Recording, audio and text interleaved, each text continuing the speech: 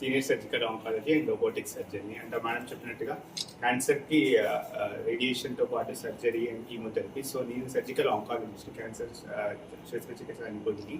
So అందరికీ తెలిసిందే cancer అంటే ఖచ్చితంగా పెద్ద సర్జరీ చేయాలి, పెద్ద కోత ఉంటుంది. సో క్యాన్సర్ ఒక్కసారి సర్జరీ అయితే ఆల్మోస్ట్ ఒక 10 రోజుల వరకు హాస్పిటల్లో ఉండడము, ప్లస్ మళ్ళీ ఒక 1 month వరకు బెడ్ రెస్ట్ అవసరం, ఇవన్నీ ఉండేవి.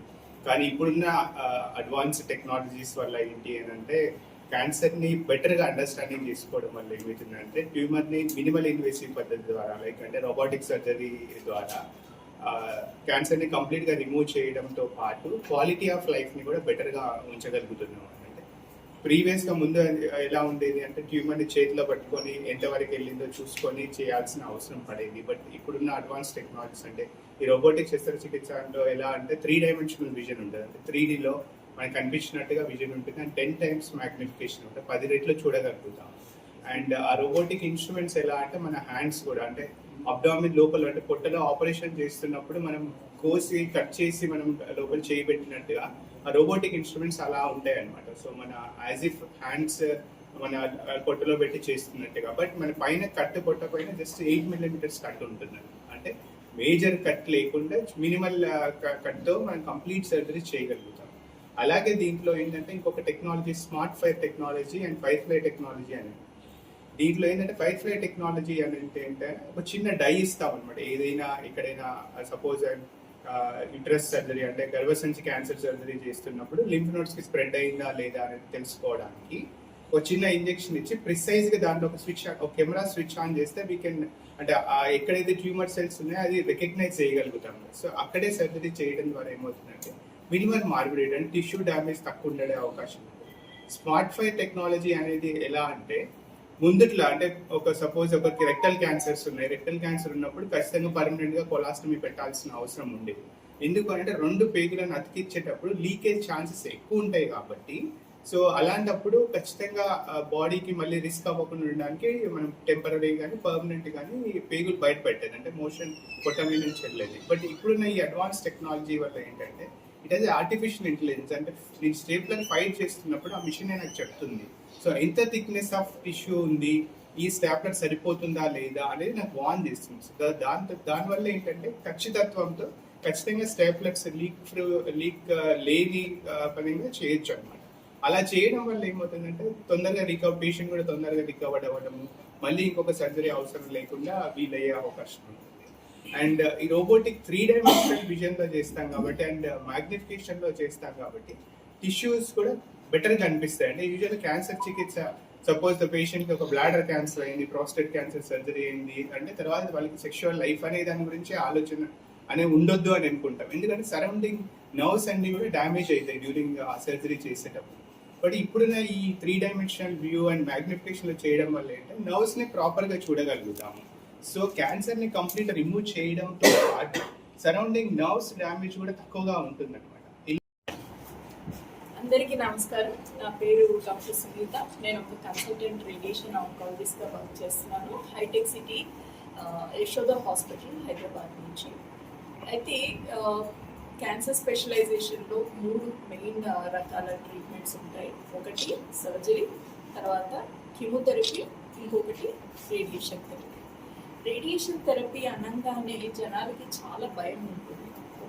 అది ఒక కరెంట్ ట్రీట్మెంట్, షాక్ కొట్టినట్టు ఉంటుంది. ఈ ట్రీట్మెంట్ జరిగితే మొత్తం బాడీ అంతా నల్లగా అయిపోతుంది, చాలా సైడ్ ఎఫెక్ట్స్ ఉంటాయి, ఇబ్బందులు ఎక్కువ ఉంటాయి. ఒక్కసారి ట్రీట్మెంట్ అయిపోయిన తర్వాత లైఫ్ లాంగ్ వాళ్ళకి కాంప్లికేషన్సే ఉంటాయి అనేది ఈ జనాల్లో చాలా భయం అనేది ఎక్కువగా కనిపిస్తుంది.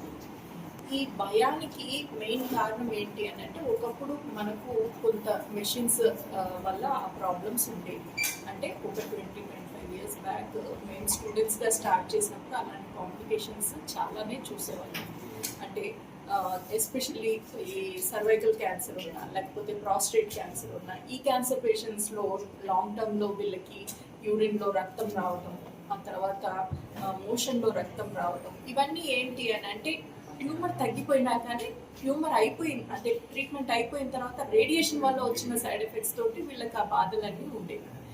ఇప్పుడు ఈ రీసెంట్ టెక్నాలజీలో చాలా మటుకు ఐజీఆర్టీ, ఐఎంఆర్టీ ఇలాంటి కొత్త టెక్నిక్స్ ఎన్నో వచ్చాయి. వీటి వల్ల కొంతవరకు బెటర్ అయ్యాయి ఈ కాంప్లికేషన్స్ అన్ని. కానీ ఇప్పుడు వచ్చిన లేటెస్ట్ పద్ధతి ఏంటి అని అంటే అడాప్టివ్ థెరపీ అనేసి అంటున్నాం.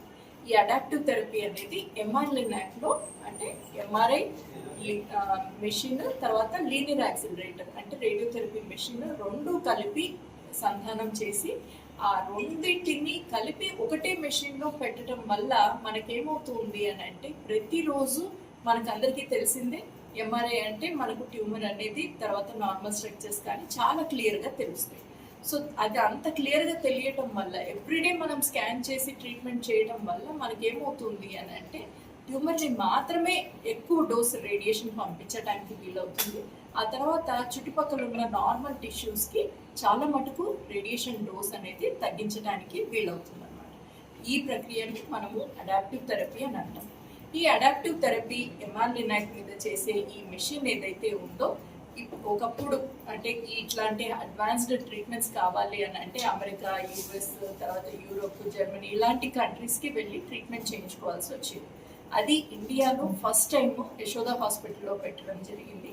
దాదాపుగా ఒక 2 years నుంచి మనకు తెలుగు రాష్ట్రాలే కాదు ఆల్ ఓవర్ ఇండియా ఇంకా అదర్ కంట్రీస్ నుంచి కూడాను పేషెంట్స్, ఎందుకంటే మిగతా కంట్రీస్లో కూడాను కంపేర్ చేసుకుంటే ఇక్కడ మనకు కొంచెం కేర్ అనేది చాలా బాగుంటుంది, పర్సనలైజ్డ్ ట్రీట్మెంట్ ఇవ్వగలుగుతున్నాము అనే ఉద్దేశంతో చాలామంది ఆస్ట్రేలియా నుంచి, ఆఫ్రికా నుంచి, సౌదీ కంట్రీస్ ఇట్లాంటి ప్లేసెస్ అన్నింటిలో నుంచి కూడా పేషెంట్స్ ఇక్కడ వరకు రావడం జరిగింది. లాస్ట్ 2-3 yearsలో దాదాపుగా 700 మంది పేషెంట్స్ని ట్రీట్ చేసాము. వీళ్ళందరికీ కూడాను చాలా చక్కటి రిజల్ట్స్ వచ్చాయి. ఇవన్నీ మన రిజల్ట్స్ అన్నీ కూడాను ఇంటర్నేషనల్ కాన్ఫరెన్సెస్లో రీసెంట్గా మనము యూకేలో జరిగిన కాన్ఫరెన్స్ ఎంఆర్లినాక్ కన్సోర్షియం అనేసి ఉంటుంది. All over India all over the world cases MRI adaptive థెరపీలో చేసిన కేసెస్ అన్నింటినీ కూడాను ఒక కాన్ఫరెన్స్లో ప్రజెంట్ చేస్తుంటాము. అలాంటి దానిలో మన కంట్రీ నుంచి మనం ఫస్ట్ టైం మన ఎక్స్పీరియన్సెస్ అన్నీ కూడాను వాళ్ళకి ప్రజెంట్ చేయడం, వాళ్ళందరూ చాలా హ్యాపీ అవడము ఇవన్నీ కూడాను రీసెంట్గా జరిగాయి. సో మీకు అందరికీ నేను చేసే విజ్ఞప్తి ఏంటి అని అంటే ఇది బయట వాళ్ళకే కాదు మనం అందరము కూడాను దీన్ని యూటిలైజ్ చేసుకోవాలి. అది కంపారిటివ్గా వేరే కంట్రీస్ని కంపేర్ చేసుకుంటే కనుక అంటే ఇదే ట్రీట్మెంట్ 5-6 రెట్లు 10 రెట్లు ఎక్కువ కాస్ట్లీ ఉంటుంది వేరే కంట్రీస్లో. అది మనకు ఇండియన్ పేషెంట్స్కి మనకు చాలా తక్కువ అంటే కాస్ట్లో మనందరికీ కూడాను